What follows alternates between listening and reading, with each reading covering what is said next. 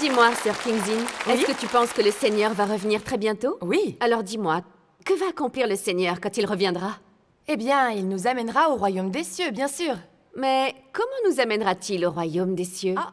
Où est situé le royaume des cieux? Où le Seigneur nous amènera-t-il exactement? Quand le Seigneur reviendra, eh bien, il va faire chouf, chouf. Waouh! Et il va nous emmener dans les nuages pour que nous soyons avec lui. Oui. Parce que le royaume des cieux est au ciel, évidemment. Je dois dire que Quoi? je ne suis pas tout à fait d'accord avec Ah toi. bon? Mais pourquoi ça? Le Seigneur Jésus dit Oui. que ton règne vienne, que ta volonté soit faite sur la terre comme au ciel. Et maintenant, dans l'Apocalypse 11:15, qu'est-ce que ça donne? Le royaume du monde est remis à notre Seigneur et à son Christ. Oui. Et il régnera au siècle des siècles. Les paroles du Seigneur sont très claires. Oui. Elles nous expliquent que le royaume de Dieu sera établi sur terre. Oui. Dis-moi, est-ce que tu crois que ce que Dieu dit va se réaliser? Eh bien oui, bien sûr, absolument. Alors, si le royaume de Dieu est établi sur terre, Oui. quand nous serons emmenés, où irons-nous? Je ne m'étais encore jamais vraiment posé la question. Oh là là, mon Dieu. Comment est-ce que tu peux négliger une question aussi importante? Qu'est-ce qu'il y a? Ah, tu fais l'impasse sur quelque chose de vraiment important. Sur quoi est-ce que je fais l'impasse et qui est si important? Eh bien- Je peux compter sur le Seigneur. Ah. Je sais qu'il ne m'abandonnera pas. Tu regardes toujours le ciel et tu attends que le Seigneur descende des nuages. Oui. Et puis, tchouf, qu'il t'élève dans les nuées pour que tu sois avec lui. Oui, alors? Mais quand ils annoncent au milieu de la nuit que l'époux est venu, si tu ne vas pas l'accueillir et que tu manques ta chance d'être emmené dans le royaume des cieux, tu ne fais pas l'impasse sur quelque chose d'important? C'est vrai que vu comme ça, je suppose que tu as raison. En ce moment, le monde religieux tout entier rêve d'être emmené dans le royaume des cieux. Oui. Et je crois que tu fais partie des rares personnes à bien le comprendre. Ah. Alors dis-moi, comment Oui? le Seigneur viendra-t-il? Quelle est l'œuvre qu'il va accomplir? Le Seigneur Jésus nous l'a déjà dit très clairement. Très clairement? Tiens, écoute bien. Oui. Voici, je me tiens à la porte et je frappe. Si quelqu'un entend ma voix et ouvre la porte, j'entrerai chez lui, je souperai avec lui et lui avec moi. Que veut dire souper avec lui? Ça veut dire lire la parole de Dieu, entendre sa voix et accepter toute la vérité qu'il a exprimée dans les derniers jours. Mais y a-t-il un fondement biblique à ça? Oui, absolument. Le Seigneur Jésus dit « J'ai encore beaucoup de choses à vous dire, mais vous ne pouvez pas les porter maintenant. Quand le Consolateur sera venu, l'Esprit de vérité, il vous conduira dans toute la vérité. » Waouh, le Seigneur nous a vraiment dit ça? Oui, et puis, dans l'Apocalypse 2:7, il est écrit Que celui qui a des oreilles entende ce que l'Esprit dit aux églises. et la première épître de Pierre 4:17 dit Car c'est le moment où le jugement va commencer par la maison de Dieu. c'est très clair d'après ces prophéties. Oui. Le Seigneur reviendra dans les derniers jours pour exprimer la vérité et accomplir l'œuvre du jugement. Waouh. Tu y crois, toi? Quand tu le dis comme ça, je dirais que oui. Alors laisse-moi t'annoncer une bonne nouvelle. D'accord? Le Seigneur Jésus est déjà revenu. Il est revenu? Oui, il est revenu comme Dieu Tout-Puissant pour dire la vérité et accomplir l'œuvre du jugement dans les derniers jours. Oui. Si nous acceptons le jugement des paroles de Dieu, que nous nous libérons de l'esclavage du péché et mais- sommes purifiés, nous serons aptes à entrer dans le royaume des cieux Attends, et obtenir... une seconde. Tu parles de nous? Oui, De nous? bah oui, Accepter jugement et purification pour entrer au royaume des cieux. oui. Oh mais non, c'est pas possible. Et pourquoi? En mettant notre foi dans le Seigneur, nos péchés ont déjà été pardonnés et nous avons été sauvés. Oui. Quand le Seigneur viendra, nous serons emmenés directement dans le royaume des cieux. Nous n'avons pas besoin d'être jugés par Dieu. Tout est prêt. Maintenant, tout ce qu'il nous faut... C'est un peu de chance? Non, c'est être emmené. Ah oui. Mais je dois dire que... Quoi? Je ne suis toujours pas tout à fait d'accord avec toi. Et pourquoi ça? Penses-tu qu'une personne Oui? pardonnée va directement au royaume des cieux? Eh bien oui. Le Seigneur Jésus a-t-il dit ça? Est-ce que le Saint-Esprit a dit ça? Eh bien non, ils n'ont pas dit ça. Alors, tu vois ce que je veux Eh dire? Quoi? Mais s'il te plaît, écoute bien ce que Paul a dit. Oui? Il n'y a donc maintenant aucune condamnation pour ceux qui sont en Jésus-Christ. Est-ce que cela ne veut pas dire que si on a foi dans le Seigneur et que nos péchés sont pardonnés, on n'est pas condamné? Ah. Et le Seigneur nous amènera directement au royaume des cieux? Dis-moi qui est le Seigneur, Paul ou le Seigneur Jésus? Bien sûr, c'est le Seigneur Jésus qui est le Seigneur. Et qui règne sur le royaume des cieux? Le Seigneur Jésus ou bien est-ce que c'est Paul? C'est évident, le Seigneur Jésus règne sur le royaume. On est admis au royaume des cieux sur la base de ce que dit le Seigneur ou de ce que dit Paul? Eh bien évidemment, sur la base... Oui? Bien sûr, sur la base des paroles du Seigneur Jésus. Alors tu vois ce que je veux dire? Le Seigneur n'a jamais dit que ceux dont les péchés sont pardonnés peuvent entrer directement dans le royaume des cieux. Mais Alors tu ne penses pas que c'est juste un produit de nos notions et imaginations? nos notions et imagination. Absolument. Regarde. Oui. Si on a la foi dans le Seigneur, tous nos péchés sont pardonnés. Mais on continue à pécher et on est incapable de suivre les paroles du Seigneur. Alors, est-ce que je n'ai pas raison? Bien sûr. Maintenant que nos péchés sont pardonnés, est-ce que ça veut dire qu'on est purifié? Eh bien... Non, absolument pas. Il est écrit dans la Bible, Oui. sans la sanctification, nul ne verra le Seigneur. En péchant comme nous le faisons, sommes-nous vraiment aptes à entrer dans le royaume de Dieu? Donc, selon ta logique, on ne peut pas y entrer directement parce que nos péchés ont été pardonnés? Exactement. Que nos péchés soient pardonnés signifie seulement que nous ne serons pas condamnés par la loi et mis à mort. Ah. Mais ça ne veut pas dire que nous sommes sans péché, et encore moins que nous avons été purifiés et que nous pouvons être amenés dans le royaume des cieux. Alors, comment sommes-nous censés entrer dans le royaume des cieux? Nous devons procéder selon la parole du Seigneur. C'est bien vrai. Est-ce que tu te souviens de ce que dit le Seigneur Jésus dans Matthieu 7, 21? Ceux qui me disent Seigneur, Seigneur, n'entreront pas tous dans le royaume des cieux, mais celui-là seul qui fait la volonté de mon Père qui est dans les cieux. Donc tu vois, Quoi? il y a uniquement ceux Oui? qui accomplissent la volonté de Dieu qui peuvent entrer au royaume des cieux. Ah, oui, c'est logique. Hein? Nous nous donnons du mal. Nous diffusons l'évangile partout et créons des églises. Nous travaillons, nous nous privons et nous dépensons au nom du Ah oui. Seigneur. N'est-ce pas là accomplir la volonté Eh bien, de Dieu? elle ne manque pas d'assurance. Je dois dire que... Je ne suis pas tout à fait d'accord avec toi. Elle m'imite. Cette fois, qu'est-ce qui n'allait pas dans ce que j'ai dit? J'ai une question pour toi. Oui?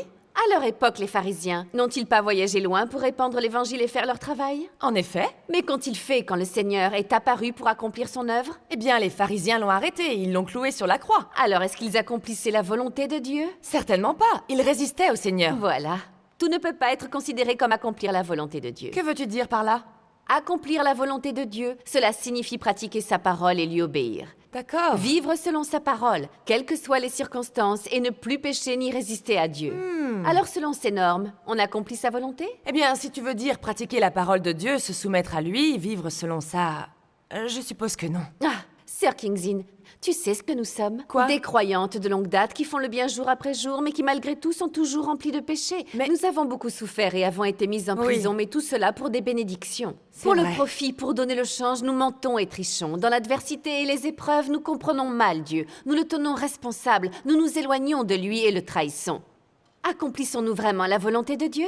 C'est comme porter une robe faite de photos du diable. Oui. Oh là là là là là là! Nous sommes totalement recouvertes de Oh mon péché. Dieu. Ce n'est vraiment pas accomplir la volonté de Dieu, ça c'est sûr. Oui. Mais attends, il y a encore pire que ça. Quoi? Alors que le Seigneur est venu accomplir l'œuvre du jugement, Oui. beaucoup de gens ne font pas de recherche. Ils condamnent et résistent au Seigneur sur la base de leurs notions et imaginations. De telles personnes peuvent-elles entrer dans le royaume de Dieu? Je me demande... Nous Oui. prions chaque jour le Seigneur pour confesser nos péchés. Nous confesser et pécher, pécher et nous confesser, incapables d'arrêter malgré tous nos efforts. Oui, certes. Pourquoi ne pouvons-nous pas échapper à la servitude du péché, hein? Ah, tout se résume à une seule chose. Et qu'est-ce que c'est?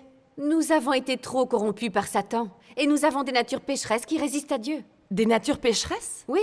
Prenons par exemple l'arrogance, Oui. la suffisance, la malice, l'égoïsme et la cupidité. Ah. Qui peut résoudre ces tempéraments sataniques en ne faisant que simplement réprimer la chair? Oh non. Quoi? Ça ne va pas du tout. Quoi donc? Alors il n'y a pas d'espoir pour nous, qu'allons-nous faire? L'œuvre de jugement de Dieu Tout-Puissant peut résoudre tout ça. Vraiment? Je vais te lire un passage de la parole de Dieu Tout-Puissant. D'accord, je t'écoute. Dieu Tout-Puissant dit « Bien que Jésus ait abattu une œuvre immense parmi les hommes, il n'a fait que parachever la rédemption de toute l'humanité et est devenu le sacrifice d'expiation de l'homme et il n'a pas débarrassé l'homme de tout son tempérament corrompu. Ah. Pour sauver entièrement l'homme de l'influence de Satan, il n'a pas suffi que Jésus se livre en sacrifice d'expiation pour les péchés des hommes, mais il a fallu également que Dieu s'emploie davantage à débarrasser totalement l'homme de son tempérament qui avait été corrompu par Satan. Dieu doit accomplir une œuvre encore plus Oui. grande, purger complètement l'homme de son tempérament satanique. C'est exact, et ce n'est pas tout. Ah. Écoute bien, Oui, d'accord. il faut que tu comprennes. Oui, oui, d'accord, je vais le lire. Et donc, après que l'homme a reçu le pardon de ses péchés, Dieu est redevenu chair pour conduire l'homme dans la nouvelle ère et a commencé l'œuvre du châtiment et du jugement, et cette œuvre a mené l'homme dans un domaine plus élevé. Tous ceux qui se soumettent à sa domination jouiront d'une vérité supérieure et recevront de bien meilleures bénédictions. Ils vivront véritablement dans la lumière et gagneront la vérité, le chemin et la vie. Amen. Ah, Donc le Seigneur Jésus a seulement accompli l'œuvre de rédemption pour pardonner à l'homme ses péchés. Oui. Mais maintenant que Dieu Tout-Puissant est venu, on peut se débarrasser de nos tempéraments sataniques. C'est exact, tu as tout compris. Ah. Dieu accomplit l'œuvre du jugement dans les derniers jours pour purifier l'homme et pour le sauver. Ah. En expérimentant le jugement et le châtiment des paroles de Dieu, Oui. notre tempérament corrompu est purifié et nous cessons de pécher et de résister à Dieu. C'est vraiment merveilleux. Parce que nous comprenons tellement la vérité. Satan a beau essayer de nous corrompre et de nous tromper, nous pouvons toujours percer à jour ses intrigues et témoigner pour Dieu. Ah oui. Voilà ce que signifie vraiment se soumettre à Dieu. Ce n'est qu'en faisant cela que nous sommes aptes à entrer dans le royaume des cieux. Et donc, si nous n'acceptons que la rédemption de Dieu, mais pas son jugement ni sa purification dans les derniers Oui. jours, alors nous manquons l'étape la plus importante dans notre foi en Dieu. Oui, c'est juste. Si on ne peut pas se débarrasser des tempéraments corrompus, on peut être pardonné 1000 fois de nos péchés, mais on ne pourra jamais entrer dans le Mais royaume des oui, cieux. vous savez quoi, les amis? Je crois qu'elle a enfin compris. Eh? Mais attends un peu. Qu'est-ce qu'il y a? Comment Dieu Tout-Puissant utilise-t-il la vérité pour juger et purifier l'homme? Les paroles de Dieu Tout-Puissant fournissent une réponse très claire à cette question. Super. Alors vas-y, continue à lire. D'accord. Écoute bien.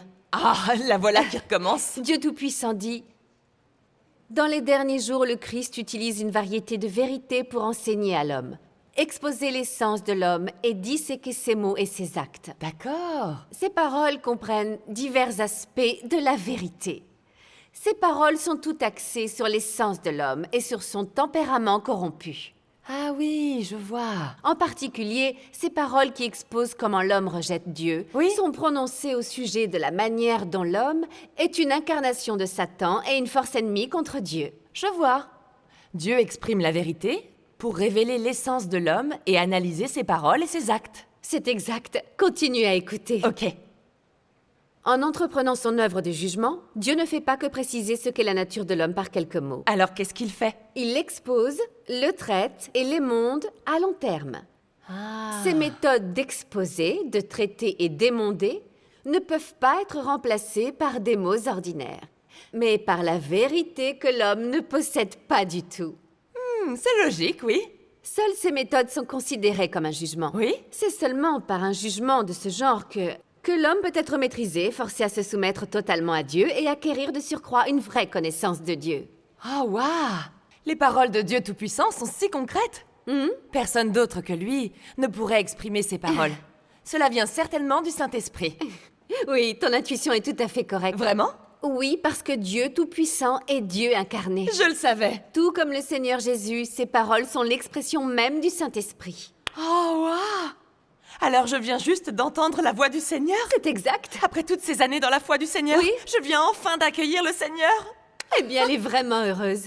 Qu'est-ce que Dieu Tout-Puissant a dit d'autre? Eh bien, Dieu Tout-Puissant a exprimé beaucoup de vérités. D'accord. Il a révélé le mystère de l'incarnation, l'histoire des 3 étapes de l'œuvre, la racine du péché de l'homme, comment Satan corrompt l'homme, mais aussi comment Dieu sauve l'homme, le sens et les effets de l'œuvre de jugement de Dieu dans les derniers jours, et tellement plus de choses encore. Je n'ai jamais entendu parler de ces vérités ni de ces mystères. Et ce n'est pas tout. Ah bon? Dieu a aussi montré aux gens comment atteindre le salut par la croyance en Dieu. Ah, c'est un point essentiel. Comme comment perdre ses tempéraments corrompus avec le jugement des paroles de Dieu, Oui. comment être honnête et vivre dans la vérité, comment remplir son devoir pour satisfaire Dieu, comment craindre Dieu et éviter le mal, et devenir quelqu'un qui accomplit la volonté de Dieu et bien plus encore. Eh bien, Oui. ce sont les vérités et les mystères que les gens ont le plus besoin de comprendre. C'est vrai. Avec l'expérience du jugement et du châtiment des paroles Oui. de Dieu, nous voyons à quel point l'humanité entière a été corrompue par Satan.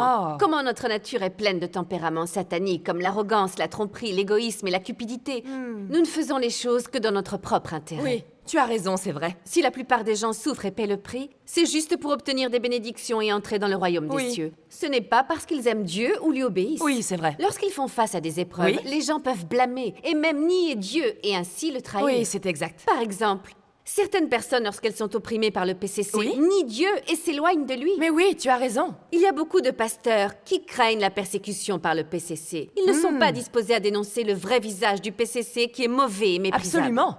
Beaucoup d'églises des 3 autonomies hissent le drapeau chinois et chantent l'hymne national. C'est une forme de compromis avec Satan et une trahison de Dieu.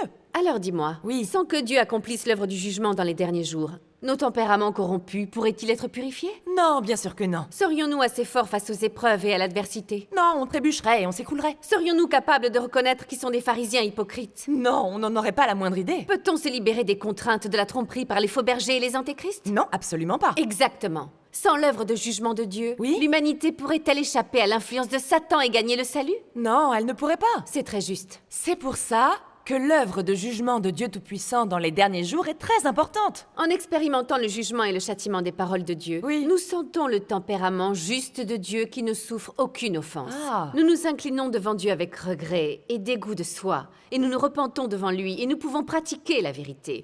Sans que l'on se rende compte, des changements commencent à se produire dans notre vie. Ah. Et petit à petit, nous commençons à obéir véritablement à Dieu. Oh, waouh! Je suppose que l'œuvre de jugement de Dieu Tout-Puissant peut vraiment purifier et changer les gens. Accepter le jugement et le châtiment de Dieu est vraiment le seul moyen d'entrer dans le royaume des cieux. Ah, cette fois, elle a vraiment compris. Eh, Oui? alors, tu as encore besoin d'attendre? D'attendre quoi? Que le monde religieux entier accepte le jugement de Dieu avant que tu l'acceptes, c'est pas ce que tu voulais? Arrête! Si je continue à suivre les points de vue dominants du monde religieux et attendre que le Seigneur Oui? arrive, je vais me lamenter et grincer des dents quand la grande catastrophe se produira. C'est ça. Cette fois, c'est sûr. Tu fais partie des rares personnes. Qui ont vraiment compris. Bravo.